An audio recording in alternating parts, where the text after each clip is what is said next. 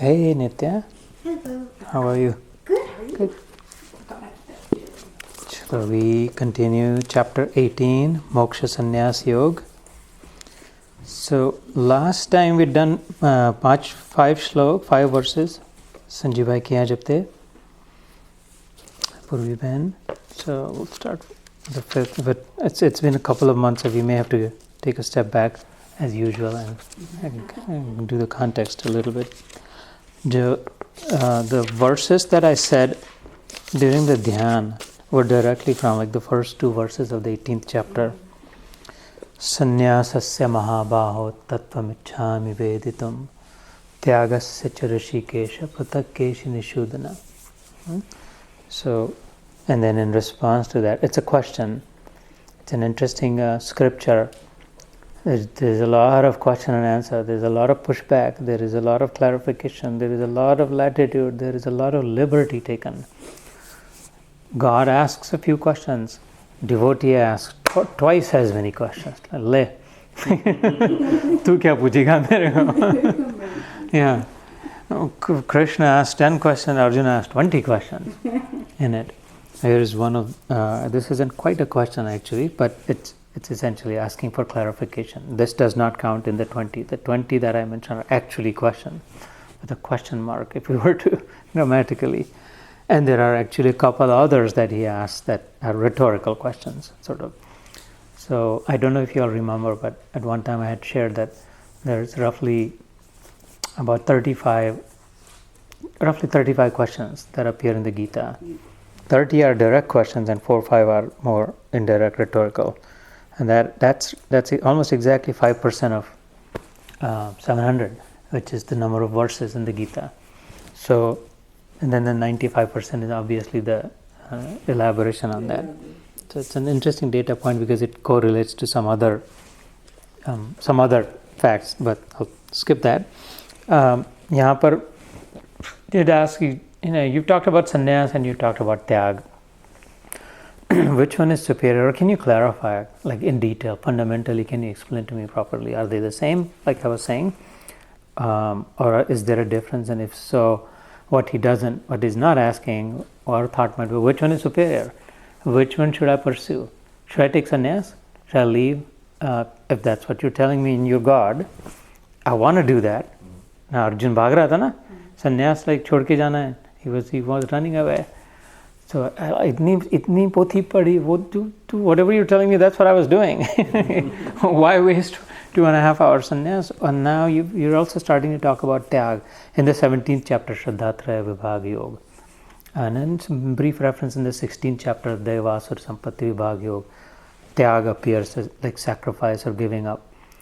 So the thing about tyag is in the Upanishads, tyag, this word or this concept, not just a word, is held very high and uplifted. Tyag, so much so that one of the great statements made in the Upanishad is tyagena ekam amrutatvam. It goes like this: tyagena ekam amrutatvam. That through tyag alone, ekam, there is a bold claim made. Through tyag alone can you reach immortality. Amrutatvam. Amarta ka agar anubhav karna, if I want to experience, how is it that I never die? Makes no sense to me. Everybody around me is dying and the doctor's telling me all that. If you want to experience that, then you have to learn to let go, leave, give up. Tyag, and as we understand it. So the question then here becomes, what is the difference between sannyas and so in response, Krishna had said, Kamyanam karmanam nyasam sannyasam kavayo viduhu. Sanjeev, I have this on video off. Hope that's okay for you. Yes. Okay. That's perfectly fine. Okay, great. So it's a कर्म को ही छोड़ देना, कर्म ही नहीं करना. काम्यानाम कर्मणा, न्यास is letting go, पक्का छोड़ना. और समन्यास इति संन्यास. सम is first class, अच्छी तरह से पूरा छोड़ देना. जब खाली न्यास किया तो छोड़ दिया, लेकिन संन्यास किया तो पूरा छोड़ दिया, अच्छे से छोड़ दिया ना. जो सन्यासी, those who are sannyasis, they wear the saffron robe and they leave kith and kin behind, the हाथ सब छोड़ के चले जाते हैं. Never look back. They're supposed to not look back, never visit their village. They're not supposed to stay at any place for more than 3 nights. 3 nights is max that they're allowed, because otherwise it counts as, well, you're not moving along. So there are hard rules. So the sannyasi might say, well, I kamyanam karmanam, I don't work, I don't go to office, मेरे कोई दुकान नहीं लगा, I don't have a business, I don't have a shop, because I don't need anything. Therefore, I'm not going to do all those things. And so the focus is on not doing certain tasks. And obviously the root cause is because I don't need to. Therefore, I'm just not going to do it at all. Or if a grihastha like us, at some point, I want to take sannyas, I don't need my house. I don't need my kids. I'm sick of them. I'm tired of them. And my wife is fine by herself. So therefore, because I don't need anything, I'm just going to go in the Himalayas. What happened? Like, I took sannyas, because I don't need it. Therefore, I'm going to let go, and that's sannyas, and that has a place. Sannyas definitely has a place, and it has its own benefits. It says, but then tyag is not quite that. You're not leaving any work. You're still performing, but you're never performing anything. Bless you, bless you, bless you. That was the third one, advancement. I get that. And they always come in threes. Most often. So, tyag is not leaving anyone or anything or any chore or any task behind, staying put, performing, doing, in fact, doing first class. But never attaching to what happens after that. No attachment to, because it's your creation, you put me here and this is in front of me, and therefore I'm going to do my best, but I'm not going to attach to the result. So kamyanam karmanam nyasam, karma ka hi nyas karna, leaving the work itself is sannyas. Sarva karma phala tyaga, sabhi कर्म तो करना, लेकिन उनके फलों का त्याग, उसको that त्याग. इसलिए यहाँ से then in the remaining portion of this chapter, the good Lord starts to lift up further tyag, the aspect of it, because this is not as part of the system that we are. If everybody said that I don't want to do this, I don't want to do that, I'm just going to do this or that, then the system will become disintegrous. It will start to fall apart. Integrity will not be retained. We have to be where we are, what the situation that we're in, and perform our best. But what we do have to realize is that I do not control the outcomes of it, and therefore I'm not going to claim. One of my friends wants to talk to me tonight. He wanted to talk to me yesterday, and the question was, how do you become effortless? He wants to know how do you operate effortlessly? Because often I say effortless at this path. So this evening, one of the themes that I'm going to try to impress on his mind is, all effort comes from the sense of ownership. When I own something, then I feel like I have to put the efforts in, or that I feel burdened by it. That ye theek rahe, like if we own our kids, as if we own our home, we own our relationships or work or whatever, and therefore we have to put effort in it. So the prescription is not to not put effort. The prescription is to do anything that we're doing without the sense of ownership, that I own this, that this is mine, that therefore I have to make it work. Therefore I worry to make sure that this is going to stay intact, or that this will come to fruition, or that this will actually work, or the outcome that I'm seeking will occur because I own it, and therefore this is what I want. So the more we have this sense of ownership, and then it's counterintuitive because we've been brainwashed to perform with a sense of ownership. That's a slightly that's a nuanced topic. It's essentially saying throw yourself in it. Do it first class is what it is saying, right? Like when sense of ownership. That's what I was like. Yeah. When we say with first class and with full effort, yeah. Then so that's the trick. That how do you do that without really claiming, without feeling claiming. And this chapter clarifies that in the 14th verse, whenever we get to it. I may have mentioned this previously also. There are 5 factors mentioned. Like, how come if I'm the performer, if I'm the doer, what do you mean I don't claim the outcome? What do you mean I don't own the outcome? How is that possible? Because he says, because it's not, you don't own it. The truth, the fact is, You neither control nor own it. And it's a myth that you're fooling yourself thinking that I am going to make it happen, this is going to control. It's like there are 5 factors in any outcome, anywhere, about anything. These are 5 categories of factors that go in. You, the performer, are one of the 5. This is the 14th verse when we get to it in this chapter itself. So even if you did the best of your best ever, at most, and even perfection is a myth, there is no such thing as this was perfect. It's relative. There is no absolute perfection in the material world. By virtue of being a physical being, my eyesight and my hands and my all the tools, everything is imperfect. Essentially, there is some level of imperfection always embedded in it. But even if, let's say, hypothetically everything was perfect, I can only claim 20% guarantee. I can only guarantee that 20, because why 20%? Because 100 divided by 5 factors. Each one is contributing equally to the success or failure of it. So mind success and failure of it also. So when I fail, it isn't just that I fail. It is not that I am so stupid. It is not that I am just so dumb. It is not that there is no reason, there is no place to be depressed, to be frustrated, to be desperate, to be anxious in the realm of the Gita. That it isn't that this failed because of me. That's a big myth, because there are those 4 other factors. 5 of them contribute to its success, 5 of them contribute to its failure. Any one of them not performing would be 80%, right? Even if 2 perform fantastically, that's 40%, that's still a fail, right? So I'm doing all my best all my life, and everything I do means nothing because I'm left at 20%. And so in the realization of that comes big relief. There is a release that the flip side of that coin is that, but I still want to do and feel right, that I'm being integrous for the sake of integrity, for my character, for how I feel about myself, is how and why I want to do. And the more we study the Gita, it embeds in our psyche itself.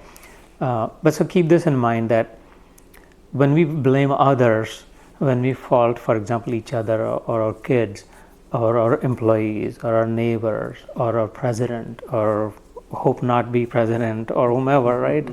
Or ourselves, worst of all, ourselves, that, oh God, like I wish that accident, I wish I knew better, I could have, all that, right? No, it wasn't just you. Or that, see, I did it, you did it, I'm so proud of you, you're just so good, you're so brilliant. ऐसा भी नहीं है भैया, दोनों नहीं है. So chill, essentially, is his Krishna's way of saying it. Stay with me, go with me, align with me.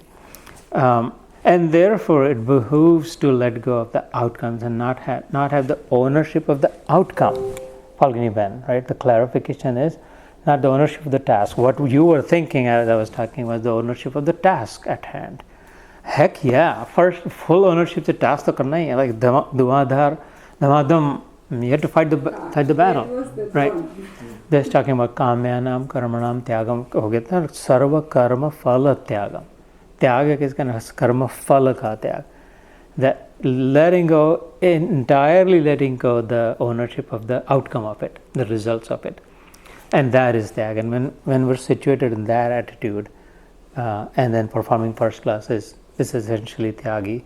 And then, as the Upanishads would say, through that process, through that empirical process, through that learning, through that evolution, through that psychological evolution, right, not physical, obviously, is where we experience like the epitome, the greatest height of mankind, like how high we can reach. So we had covered all that, and I think, where's my reading glasses?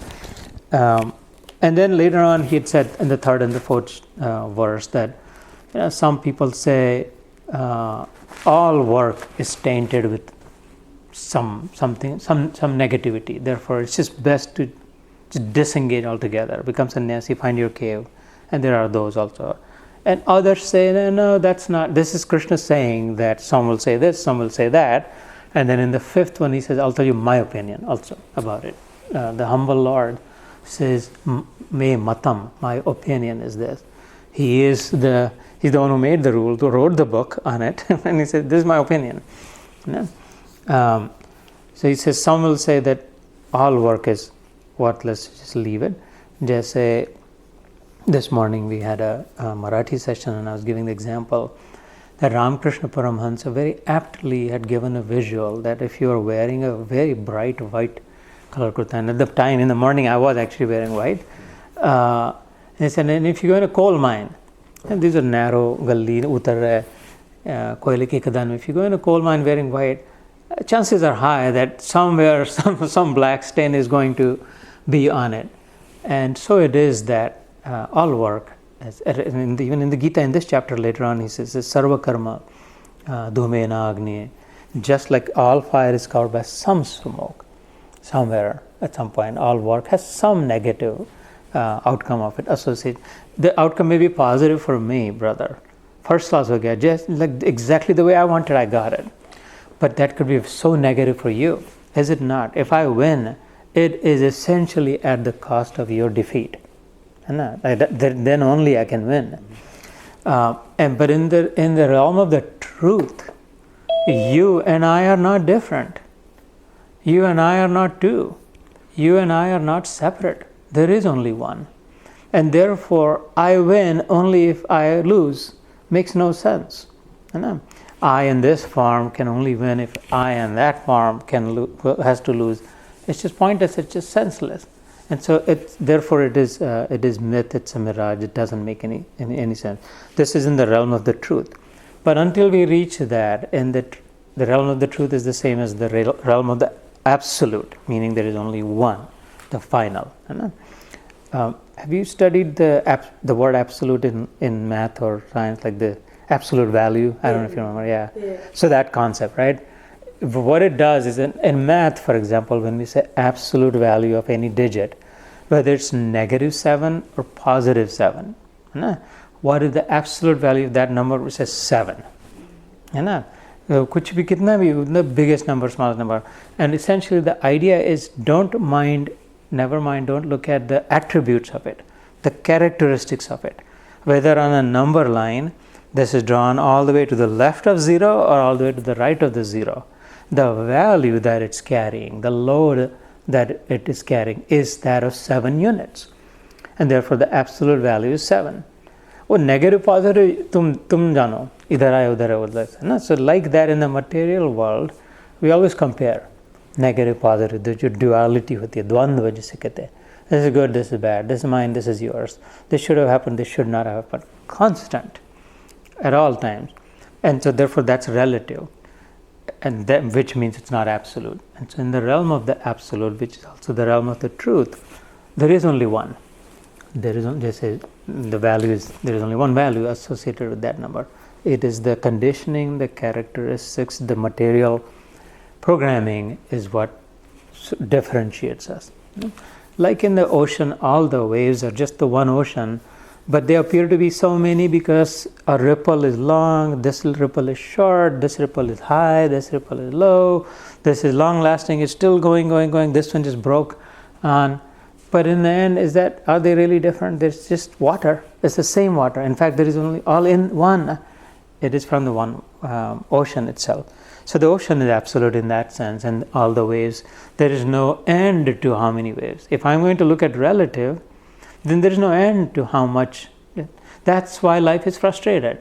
There is no end to how much I can earn, how much I can see, how much I can eat, how much I can do, whatever. There's no end to it. It's infinite, it's outbound. And when I go within, I find that one, which alone is the prime mover driving that. So here, Krishna says in the 5th chapter, in this 18th chapter, 5th verse, that my opinion is that regardless, if you're here, these 3 tasks one must do. And he gives his own example, not in the Gita, but in the Mahabharata. Yagya, dan or tap. Yagya, dan, tapa, karma, pavanani, manishinam.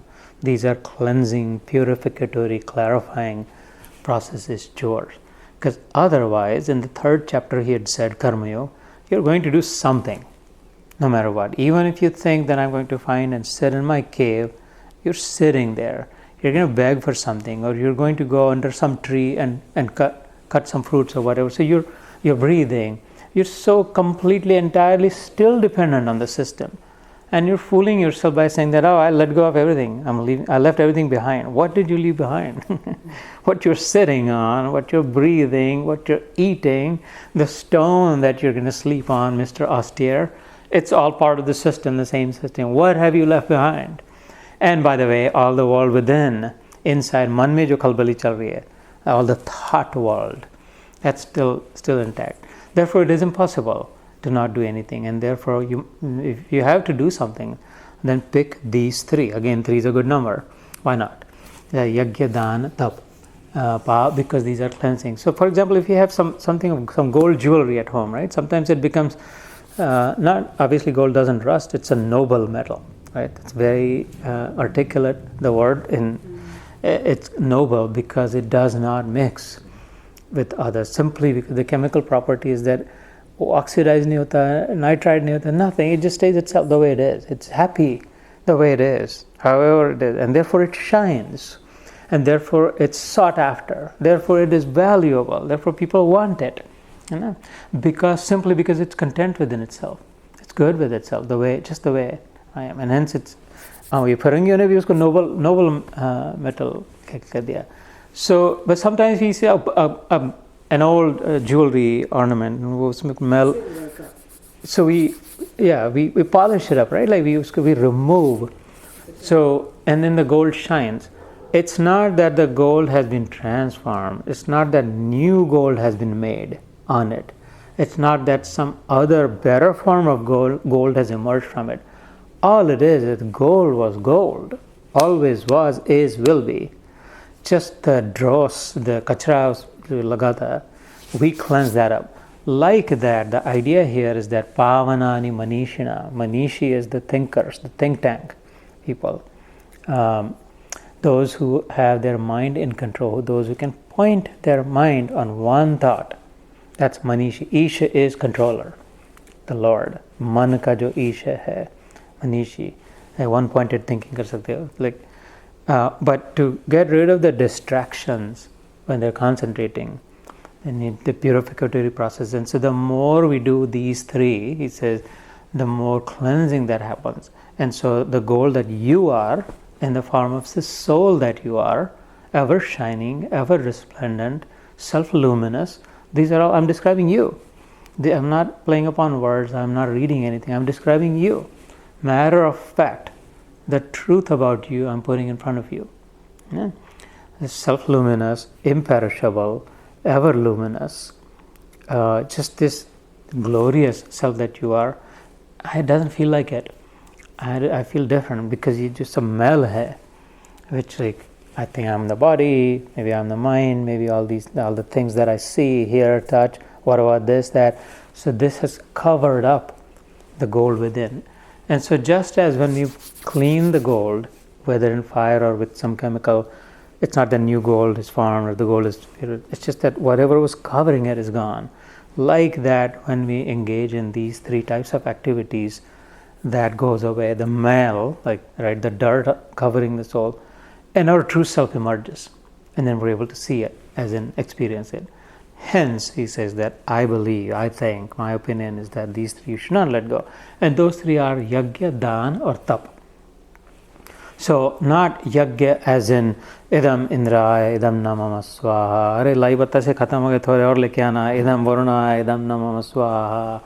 Oh, इधर वो वाला नहीं, वो तो है ही. Fire sacrifice is good. Fire sacrifice is fine.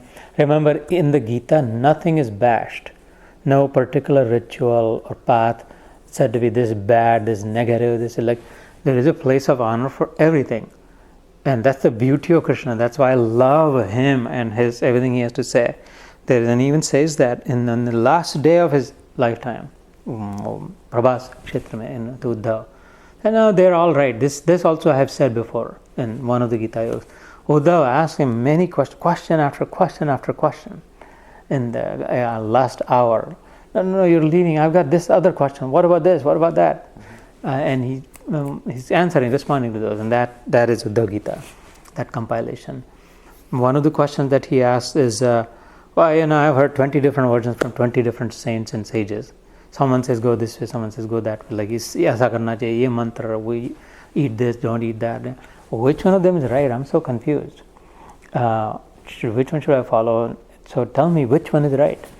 And Krishna says, they're all right. They're all correct. Like, why are you doing this to me? Obviously they're not, because they're also even talking, contradicting each other. And then he explains that no, the way it looks from their perspective, they're describing that much. It is their truth. And that is truth. And the challenge is none of it is the full and complete truth. It's not a 360-degree view. It's maybe 10 degree at a time, and therefore you got 36 people describing it as that. But here's the thing, he says, but pick any path. Abhi in the base camp pe ja rahe, Sanjay bhai, there's many paths to go. Pick your path and stay on it, and you can reach it wherever you're going. You don't need the 360-degree view, the whole 360-degree climb to reach the summit. You reach whatever your path is. So it's more about being disciplined, picking a path, following, staying on it, whichever the path is. And then once you go on the summit, you actually look down and you literally have the 360-degree view. And you see it as it is. And that's when you smile down and say, yes, you are right. And yes, you are right too. And yes, you are right too. I see this, I see this, I see that. All of it is there. Right? The whole truth is far more glorious. So, isliye, so yajna is, so the point being, fire sacrifice is not wrong or bad. It is actually very good. It is right, all of it. But not just that. Yat jna. This, when we were in the 5th chapter, I had spent some time on this word itself. Gya is jnana. It's the root of knowing, learning. Or yat is that with which. So yat jna is that with which I will know. I will learn. That which will illuminate. That, and that's a performing, doing work for learning. So the focus is on learning, not just doing. Doing for the sake of doing is what dogs do. They lick their tail and run around and all that. Humans ought to be doing for the sake of learning alone. Because through learning we will rediscover ourselves. So if the focus, if the orientation can shift in doing whatever we're doing towards learning, and by the way, learning also includes teaching. Like Stephen Covey had famously said that you learn by teaching, essentially. Because if I am saying something about the Gita, the words leaving my mouth, the first set of ears to hear those are my own. So I get to hear that itself.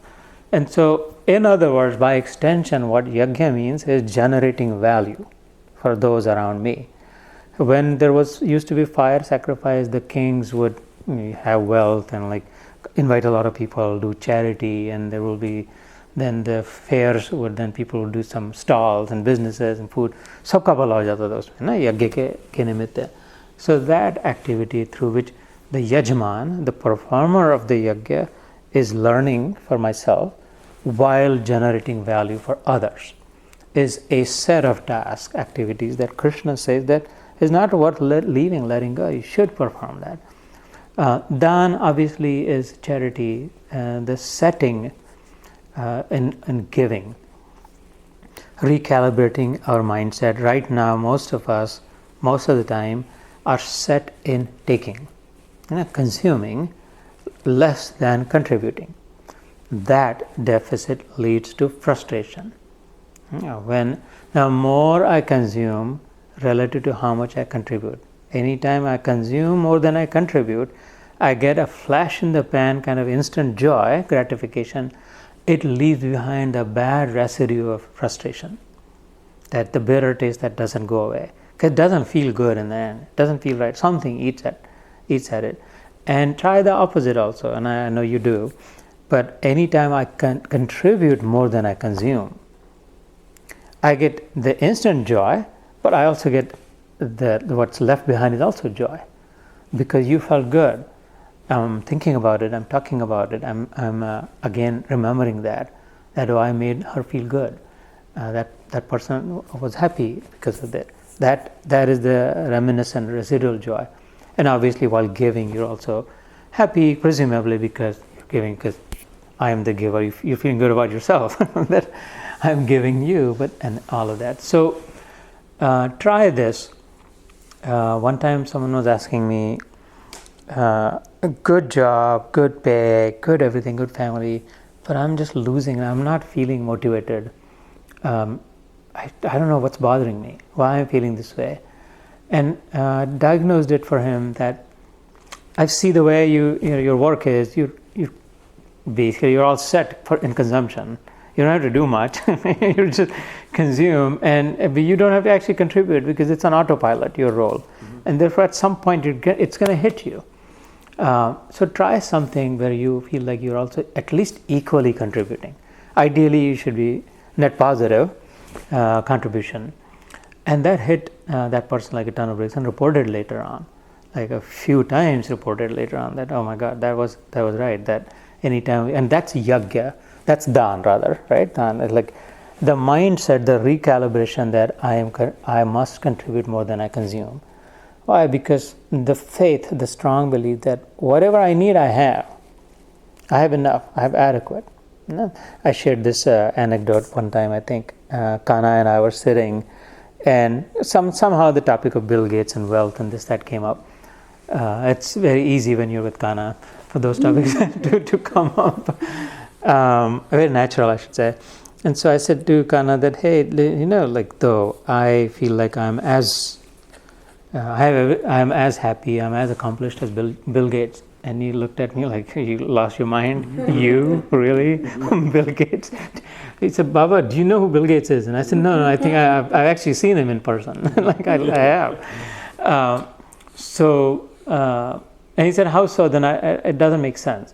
I said, look, Bill Gates has everything that he needs. I have everything that I need. What I don't have, I don't need. What Bill Gates doesn't have, he doesn't need. So think about it again. He has everything that he needs, so does your dad. What he doesn't have, he also doesn't need. So does your dad. So where's the difference between Bill Gates and me? And he said, well, ask his kids. Anyway, so ये जो भावना जब पक्की हो जाए कि that's when we turn towards, no, I have adequate, however much I need. And I don't imagine a day for real where I just have to beg for food. And if I do, it doesn't bother me if I have to. Or no roof above our head, or no clothes, or whatever, right? Like those basic fundamentals, the 6 things that I ask people to write on your refrigerator. Anytime you lost a job, anytime you're frustrated, anytime things are going south, write these 6 things if you have them. Or jo roti kapda makan wali jo baat hai, do you have food in your house for today? Because your life is only guaranteed for today. And if you have enough food for today and you're alive today, then you're good there. And the reality is you have it for tomorrow and the day after and the day after, and not just in your refrigerator, in every pantry, in the glove box, in office drawers, and in the pockets, and the duffel bag. Yeah, everywhere. There's plenty of food there, or in the garden, this, that. And we have access to water. We're not going to die of thirst. It's those kinds of simple things. Do you get air to breathe? And all of this is so cheap or free, if not free. You're getting to breathe the fresh air, you're getting clean water to drink, you got food to eat, you're not going to die of hunger. Do you have another set of clothes to wear if this becomes wet? You open your closet and you'll be buried under the clothes that will like puke out at you. Right? So that's how that's meant. Do you have access to health care? If you fall sick, is there a doctor who can give you some medication? And yeah, if you do. And then lastly, are you alive? Do you have life force in you? There is life in me. Do you value that? You got these 6 things right on the refrigerator, and then get frustrated and negative and depressed and angry about the world and all of that. Ki, mere saath hi aisa kyun hota hai? Or just, they're so mean to me. Why me only? Yeah, you'll get through this. So once I am convinced of that, then it is easy for me to effortlessly shift the mindset of contributing more than I'm consuming. And that's the idea of dhan. And it's not just for show. It's not And then tapa is hard work. So the third category is, whatever I'm doing, I do want to do a good job at it. I don't want to do a half-baked job or leave it as if I'm going to do it. Work hard at it, whether it's learning, serving, whatever it is, right? So yagya dana tapa karma pavanani manishanan. When I live like this, when I fashion my life in this manner, then the cleansing automatically happens within. These, in fact, he says that these have been created for that process. These are the tools, like I was saying during the meditation, not weapons, but tools. So, and that's when the soul emerges. That's when you see the light, as they say.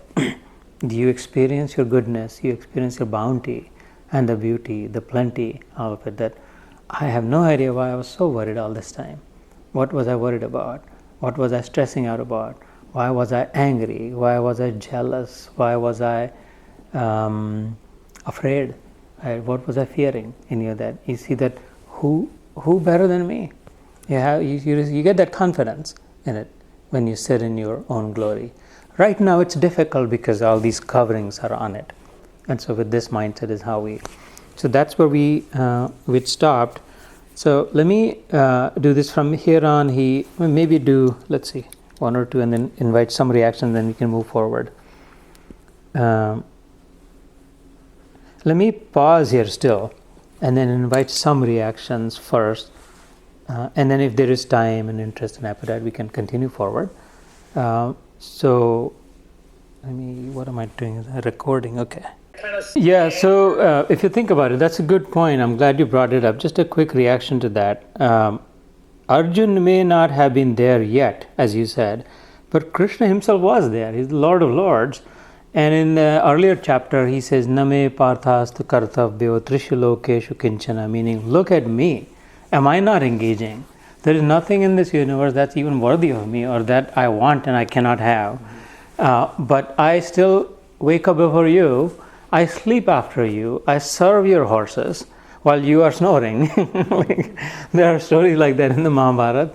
And I'm engaging, and I'm standing in front of you in the war, so that the arrows will first have to face my chest, not yours. And so I'm engaging myself as well. And not, he could have easily said, Sanyas, then I would say. So you are right, Sanjeev bhai, I basically want to uphold your revelation also, that's right. It's the universality of the message that is one of the more appealing characteristics. While Arjun is the character in front, but it is the loftiest because it applies at any level. Any reader of the Gita can be at any level and still have use and guidance from the Gita. At least I feel like that. Right. And I think that's why it was most revealing to me. And then when you said the other aspect was when we were... Interesting nuance, Falguni, when, as you said, a little bit of you is there with your creation, but you as the creator, all of you, entire you, not just a little bit of you, is with the entire creation because you are it, right? Tattvamasi jo Upanishadon mein vakyat hai. So you're shortchanging yourself in doing that, and by you I mean all of us, right? Anyone. We're shortchanging ourselves by only doing that, like limiting ourselves to that finite, small, little self, a little bit of it, when in fact we're the whole expansive, the singular reality of it. So, what say you, Nitya? What are your thoughts, reactions? God, I'm so proud of you. No, I mean it sincerely. I so much hear Mohini in you. Seriously, Nitya, this might also help. First of all, I agree with your processing, like completely. No, that's all right. This is our house. I agree with the way you processed it. And it again, remember, it's an evolution. So you step beyond, you move beyond sannyas into the tyag mode, right? But here's the thing: the third verse of the 5th chapter will be very liberating in your situation, I think. Chapter 5, verse 3, right? It says, Geyas Nitya Sannyasi. What it suggests is sannyas is a subset of tyag. If you are engaged in the tyag mode, you don't worry about it. You're already, sannyas is included in it. It's cumulatively building up, right? Geyas nitya sannyasi. Why sannyasi? You can become a forever sannyasi, he says, without ever having to actually do like letting go. Yona dveshtina kankshati, the one who neither hates nor strongly desires, that is the path. Nirdvandvo hi mahabaho sukham dvandvat pramachate. Effortlessly you'll cross through this sukha purvak. Bandhan chut jayega, as if you are a nitya sannyasi, you never had any attachments, as if. So the attachment is not so much with the people that we think or objects we think, it's with the inner feeling this with which we tie them to, right? This is me, mine, or this is I like this or I don't like this, all of that. And he said if you can cut it at that level, the attachment within at the root level, then as a sannyasi you're already also, as a tyagi you're already doing sannyas as well. So it's not one or the other, it's one and then the other. Right, and so I think you definitely headed in the right direction. Well done. Yeah, thank you. In that regard. So let's do a few more verses then. Chalega? Yeah. Okay. So 6th is, maybe we'll do three at a time. Etanyapitu karmani sangam tyaktva phalani cha kartavyani time partha nishchitam matam uttamam. So the 6th one says, इसलिए हे पार्थ, हिंदी में पढ़ता हूँ, इन यज्ञ, दान और तप रूप कर्मों को तथा और भी संपूर्ण कर्तव्य कर्मों को आसक्ति और फलों का त्याग करके अवश्य करना चाहिए, यह मेरा निश्चय किया हुआ उत्तम मत है. संगम त्यक्त्वा फलानि च. So this is an interesting word, sangha. This also I had shared previously. This word appears frequently in the Gita, sangha, and appears in two very different connotations. Sangha is association, simple, right? Like attaching with it. Not sangha, right? This is sangha. Sangha is a collective. Samoha जिसे कहते हैं.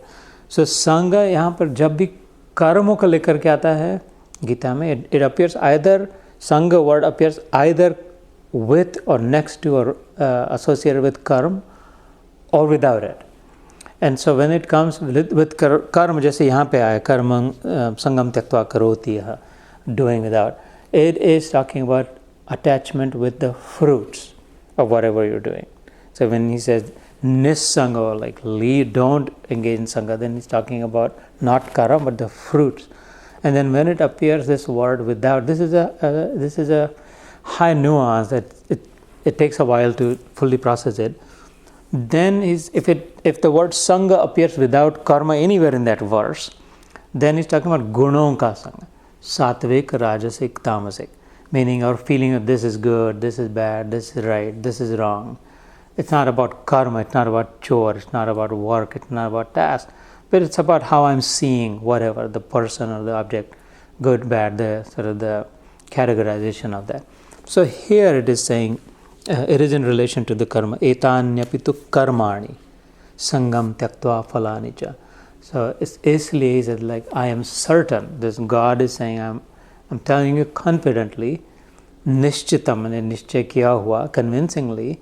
I'm telling you. The Lord says that you must perform kartavya karma. One must perform kartavya karma jo hai, and those almost always fall in these three categories. The kartavya, as we say, it's my obligation, it's my duty, I must, I have. If it's not one of these three, then those are not kartavya karma. That's one way to look at it. Then those are just attachments, or they're just concocted notions. Those are just made up, our mind has made up. And I have to, don't I? I should. How can I run away from this? Just in this case, Arjuna was trying to run away because he didn't want to kill. He wanted his grandfather to live, and he didn't know how can I kill my guru and all of that, right? So there was a personal attachment associated with the outcome. He didn't even know, ye marenge, nahi marenge, kaun marega, kaun jeeta, and knew nothing, and yet the mind had made up all of this. And therefore, that was dragging him, pulling him back. And so this verse essentially again reinforced that kartavyani time partha, whatever your duty is that falls in these three categories, you must perform. So it's reinforced. So the next one, number 7, we'll do 7, 8, 9 today. Niyatasya tu sannyasa karmano no upapadyate मोहा तस्य परित्यागस तामस परिकीर्तिता। निषिद्ध और काम्य कर्मों का तो स्वरूप से त्याग करना उचित है, परंतु नियत कर्म का स्वरूप से त्याग करना उचित नहीं है, इसलिए मोह के कारण उसका त्याग कर देना तामस कहा गया है। सो मोहा तस्य परित्याग। So in the 17th chapter, if you remember, it was Shraddha Traya Vibhag Yoga. We talked about 3 kinds of foods, 3 kinds of dan, and this, that, that continues. This 18th chapter, which is the last chapter, which is also the biggest chapter, the Gita, obviously this sermon ends here. I see it in 2 parts. There is the first half, roughly 34-35 verses of the first half. There's 77 verses in this. And then the second half. So the first half of this chapter is as if the momentum of the rest of the 17 chapters is pushing it, dragging it. Just say when I came in your driveway, I applied my brake, but it didn't instantly stop. Although the Tesla does stop if I wanted to, lekin it still has its momentum. It carries forward. Just like with that, with the 17 chapters, and especially the 17, but also especially the 17th chapter. It continues a little bit into the 18th chapter, which is this portion of it, the first half of it, the categorization of sattvic, rajasic, tamasic. And then at some point he basically ends it, that I've told you everything. Now here's the summary of the summary of the summary, the essence of the essence. That's when this the grand finale, as we say, of the Gita starts to appear, and it's just monumental. It'll be a while before we get to that, but I just want you to realize that the glory of the 18th chapter is really in the second half of it. It is a very powerful chapter. Many saints, such as Swami Chinmayananda and others, have said that they've held this chapter on their head, that this is the best. I don't necessarily agree in my experience in that this is the best or that this is the whole summary of it. I don't see the 18th chapter as a summary of the Gita. I really do believe that the whole Gita was needed for the Gita to appear, at least for someone like me. The different nuances, the different aspects, the different clarifications, the different questions were all needed. If Krishna would have just said the 18th chapter, I don't know that Arjun ka kaam ho sakta tha. Like that, Gandhi ji has claimed that the second chapter is the summary of the Gita. If anyone who reads and understands the second chapter, usko puri Gita samajh gaye. I don't know. I love the second chapter. I think it's one of the most powerful creations, but I don't know that just second chapter would do the job. Certainly not for me. It did not for Arjun either, right? That's why it had to continue. And therefore, my point in saying all of this is, I think God knows what He's doing, and He's saying, and therefore, I think if He said it this way, it's just best to accept it and follow it along in this way also. And it is also okay to not accept what other big real saints have said.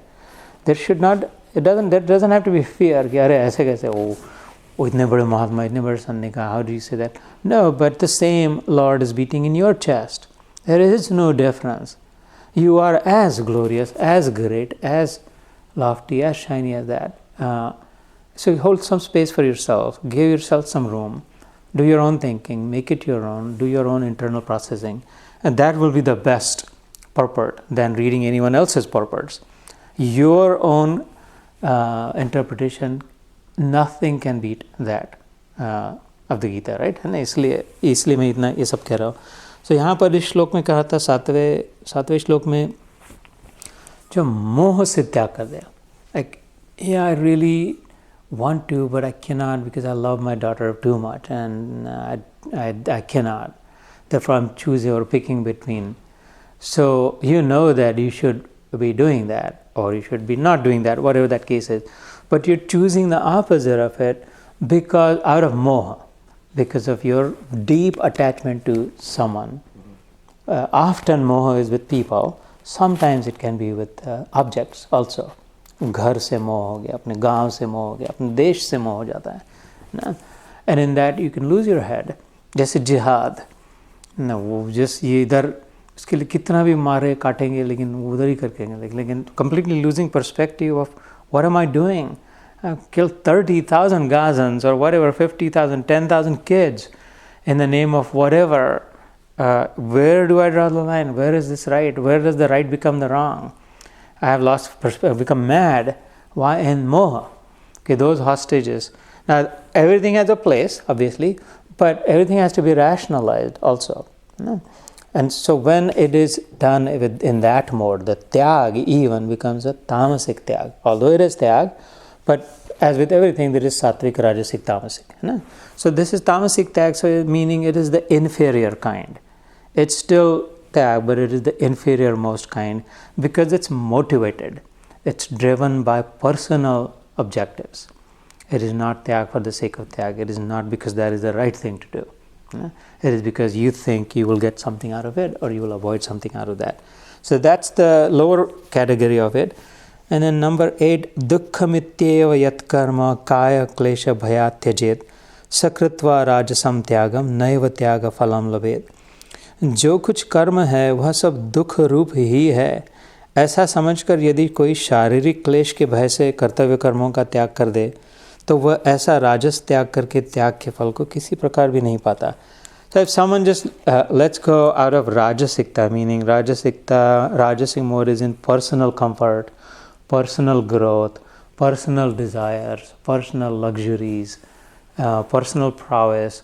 So the characteristic of rajasic behavior is me and mine, like meaning literally me and mine, not even my daughter, my son, my wife, me as in me. And mine wale wo we just saw that they're in the tam like उस पे उनके नहीं करे, so तकलीफ हो जाएगी. It's okay ना, ठीक है, like we don't need that much. इतने से हो जाएगा. Therefore, why do I have to work hard? Or whatever I do, I'm doing like just so I will have more. If it is self-motivated, like personally motivated, personal, limited, formful, that I am this body, I don't want to torture my body, I want my body to be comfortable, I want my body to be very happy, therefore I'm not going to do that. I'm not going to wake up in the morning.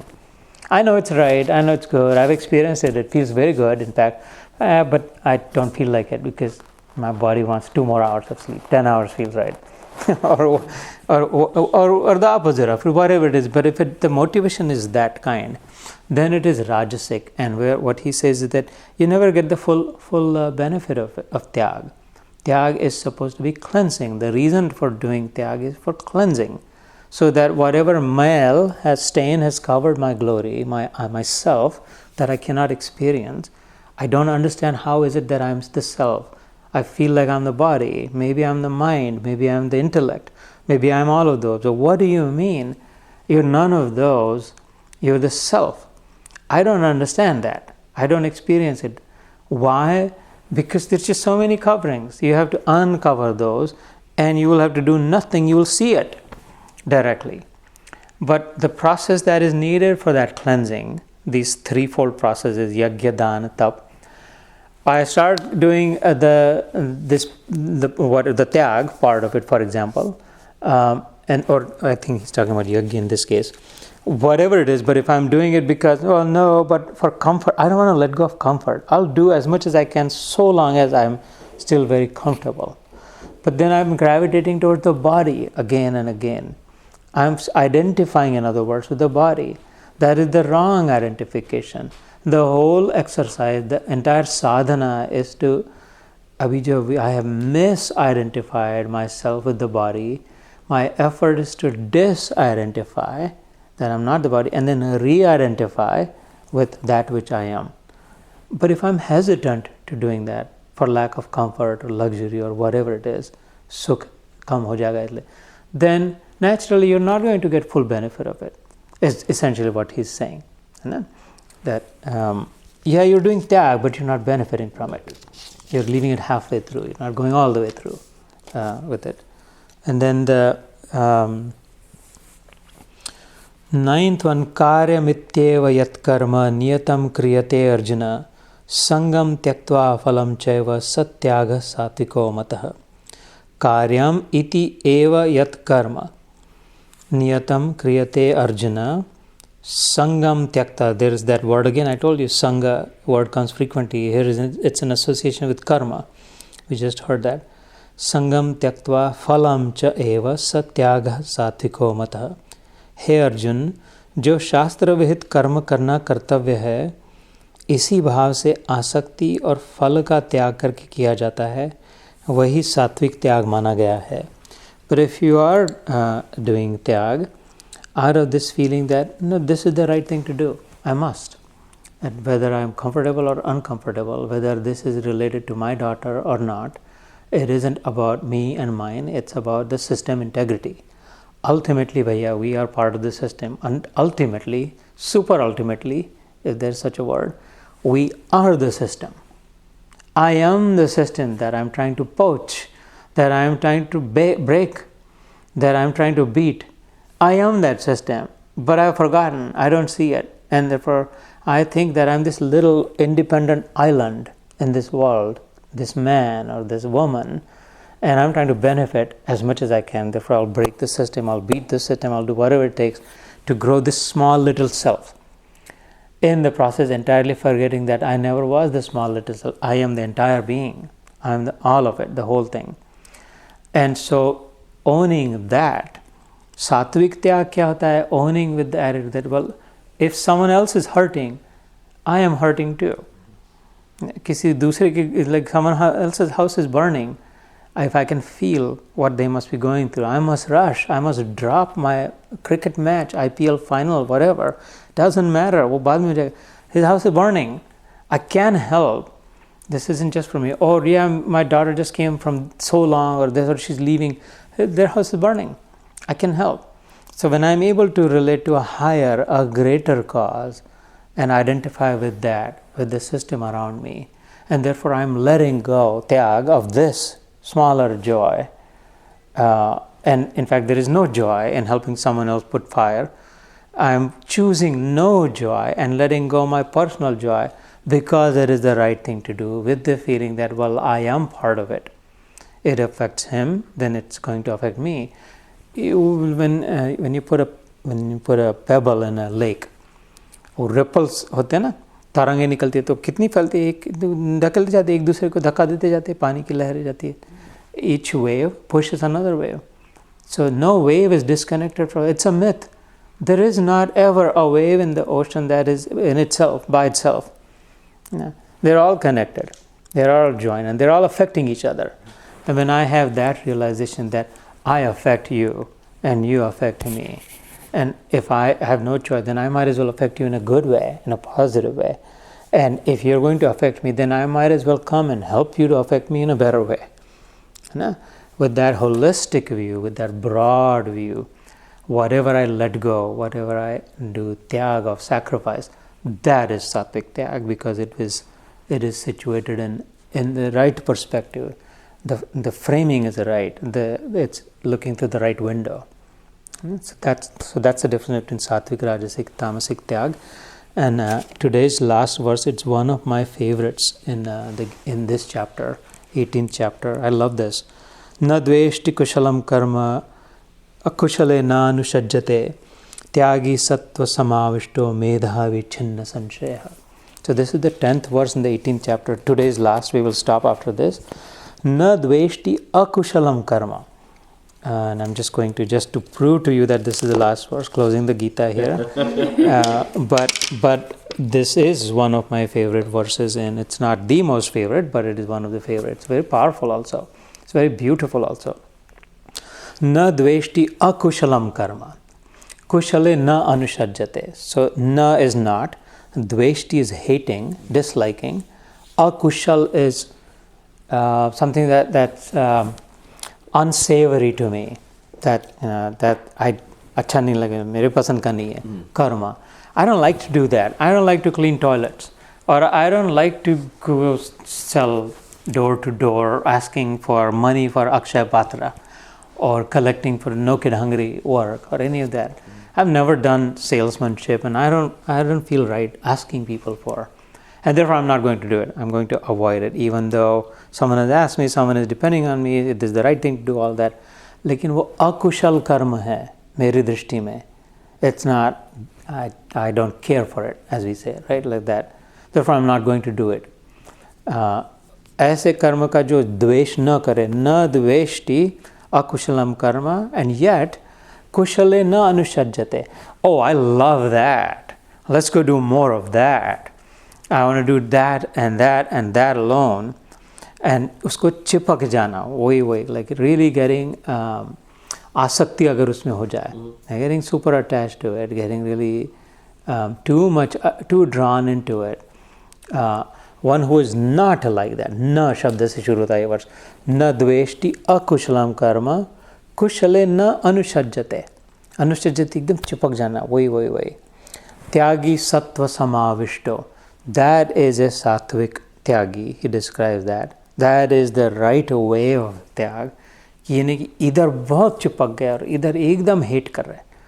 Like whatever I think I like, I absolutely glorify, and all day long I do only that.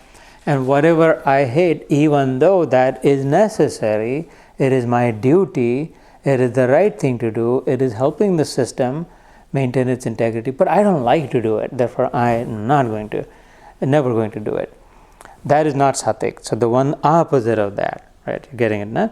Ki akushal se dvesh nahi. I don't hate anything that's necessary, and I'm not extraordinarily attached to something that's not necessary, but just because I like it. Tyagi sattva samavishto. That is a replete, overflowing sattvic tyagi. Medhavi chinna sanchaya. Medha is buddhi, intellect. It becomes very sharp intellect. That person receives clarity, he's saying. Medhavi is someone who sees clearly with the intellect. Chinna sanchaya is uske doubts jaldi ho jata hai. Clarity is achieved very soon, very quickly, about how things work, how systems work, what matters, what doesn't matter, what will result in what, the consequences. At an uber level, at an overarching level, the clarity is achieved by that who can remain neutral, regardless of the characteristics of the work, and do what must be done, performs what must be performed, regardless of whether I like it or not. So, and I try to remind myself of that as well. When there's some really boring task that comes ahead of me and I have to do, and I know it's the right thing to do, and like no one else is going to do it, it's so easy for me to not do it. No one will know.